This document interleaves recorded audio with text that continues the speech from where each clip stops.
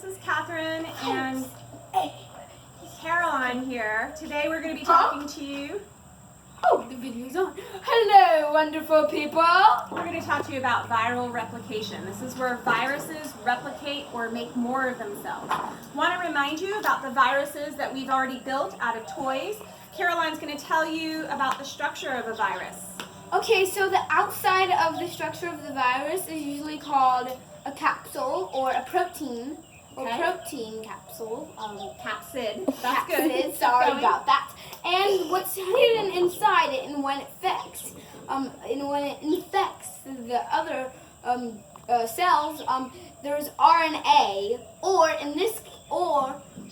some different types of viruses might have DNA. Okay, they're going to have some genetic material. Keep in mind, though, that the virus is only going to be able to recognize specific cells. So, for example, if we have our coronavirus that we're all familiar with at this point, and if it comes in contact with a plant cell, what's going to happen, Caroline? May I show it? Yep. Okay, I can't get in. It's very sad. There's no recognition. The viral DNA, or RNA in this case, cannot get into the cell. But in our animal cell model here, Caroline's going to show us what can happen successfully. For the coronavirus, if it's part of the respiratory system and respiratory cells, then the RNA is going to be able to make its way inside. Once that RNA is inside the cells, it's going to begin to replicate itself by taking over. Can you go ahead and hand me that RNA now? Of course. Just the RNA. So break open the capsid. Okay? So what's going to happen is that inside our cell model, we have our nucleus. Inside our nucleus is that DNA. Now it's all coiled up and raveled together. The DNA has to unravel, and normally our cells are going to use RNA to make proteins that are needed for our body. However, in this case, if it's the viral RNA, it's coming in and it's going to replicate itself using that DNA as the coding information.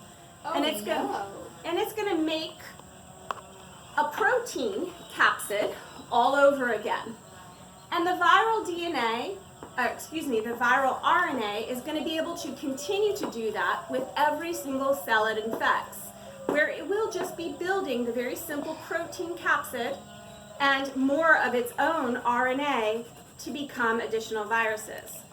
So that's part of what's called the lysogenic cycle. And then the lytic cycle is when this has happened and occurred enough and there's a trigger in the environment where it will actually break out of the cell and infect additional cells.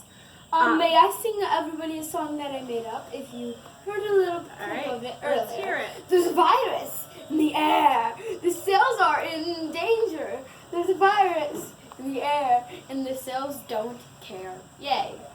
Cells probably do care. However, let's keep in mind that this is not needing to be a scary thing.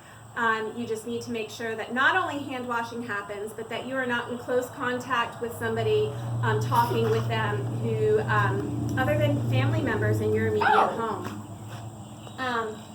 And That means this does not have blood type. please take time to look at the blog, citedus.com. There you're going to find a collection of videos that might be extra helpful to take you further in understanding viral replication and more.